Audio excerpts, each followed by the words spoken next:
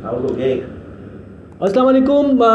ICC world cup में आज जो है पाकिस्तान का अहम मैच जो है इंग्लैंड के साथ जारी है और जो एक तवक्को की जा रही थी कौमी टीम से आके शुरू में जो है वो काफ़ी उस पर दबाव भी डाला, लेकिन इंग्लैंड के जो है वो जो ओपनर्स थे वो उस तरह से आउट नहीं हो पाए जो हम उम्मीद कर रहे थे, या जो कैप्टन मौजूद हैं, पूरी टीम मौजूद है ग्राउंड में, उन्होंने जो प्लानिंग की है बड़ी मुश्किल से काफ़ी रन्स के बाद जो है एक खिलाड़ी जो उनका ओपनर है वह उसको आउट करने में कामयाब हुई है कौमी टीम।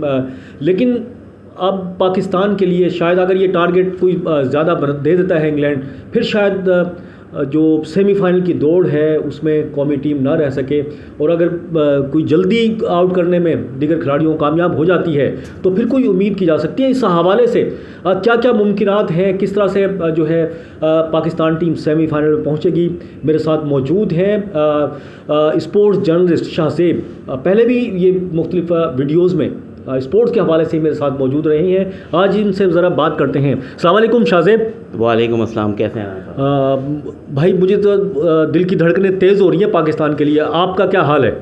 जी बिल्कुल सही कह रहे हैं, एक तरफ यही हाल है, लेकिन मैं सच बताऊं तो कोई चांस नहीं है पाकिस्तान का, क्योंकि सिनेरियो जो है बहुत ख़तरनाक है। वो ये था कि अगर पाकिस्तान टॉस जीत के पहले बैटिंग करता या फिर इंग्लैंड पाकिस्तान को बैटिंग की दावत देता तो पाकिस्तान ने 450-500 रन बनाने थे, जिसके बाद 287 रन से उनको फ़तह दरकार थी, जो कि वही इम्पॉसिबल नज़र आ रहा था। और अब जो है ना, मैं कहूँगा दिल के अरमा आंसू में बह गए, ये गलत नहीं होगा कहना, क्योंकि इंग्लैंड ने टॉस जीत के पहले खुद बैटिंग कर ली है और माशाल्लाह से शुरू के ओवर तो हमने अच्छे करवाए, उसके बाद से दोबारा से दे धनाधन शुरू हो चुका था और अभी ओपनर डेविड मलान आउट हुए हैं, इफ्तिखार ने उनको आउट किया है और अब देखते हैं क्या होता है, क्योंकि अब सिनेरियो कुछ इस तरह से है कि अगर इंग्लैंड 150 रन बनाए। मुझे पहले ये बताएं, ये किस तरह से अब मतलब इंग्लैंड अगर 250 का बनाता है, 300 का टारगेट देता है, तो किस तरह पाकिस्तान को करना पड़ेगा? जी मैं वही बता रहा हूँ आपको कि अगर इंग्लैंड 150 पे ऑल आउट हो जाता है तो पाकिस्तान को 2.5 से 3 ओवर में बनाने होंगे, जो कि इम्पॉसिबल है। इसी तरह से मैं आपको मैक्सिमम बता दूंगा, अगर इंग्लैंड 300 रन बनाता है या उससे ज़्यादा बनाता है तो पाकिस्तान को 6.1 ओवर में बनाना होगा। तो डेफिनेटली ये चीज़ मुमकिन नहीं है, आपको पता है, शायकीन को भी पता है कि ऐसा पॉसिबल नहीं है। तो अब तो वाकई में अब चांस कोई नज़र नहीं आ रहा पाकिस्तान का, माज़रत के साथ, और पाकिस्तान टीम को वापस आना पड़ेगा। और इसमें मैं कहूँगा कि इसमें पाकिस्तान टीम ने खुद अपने पैर पे कुल्हाड़ी नहीं बल्कि कुल्हाड़ा मारा है, क्योंकि उनको जो दिल में ठेस है वो यही है कि एक तो अफ़गानिस्तान के ख़िलाफ़ डिफ़ीट हुई इनको, और इसी तरह से अगर दूसरा मैच बात करें साउथ अफ्रीका में, हम अनलकी रहे, वो जो लास्ट तबरेज़ शमसी का LBW जो था कंट्रोवर्शियल हुआ, फिर अंपायर ने माज़रत भी करी। माज़रत से क्या होता है, हमें तो 2 पॉइंट हमने लॉस करे, तो वो जो 2 डिफ़ीट थी अफ़गानिस्तान वाली मैं समझता हूँ और साउथ अफ्रीका वाली, वो हमें हर्ट कर गई, वरना तो माशाल्लाह से हम सेमीफाइनल में पहुँच सकते थे और आज हमें ये दिन नहीं देखना पड़ता। लेकिन अब बस यही कह सकते हैं कि पाकिस्तान को एक अच्छे नॉट पे ख़त्म करे वर्ल्ड कप और जीत के विनिंग नॉट पे, और अब देखते हैं क्या होता है। बहरहाल फ़िलहाल तो यही है कि पाकिस्तान सेमीफाइनल में तो जाता नज़र नहीं आ रहा मुझे। अब इसकी ज़िम्मेदारी किस पे आयद होती है?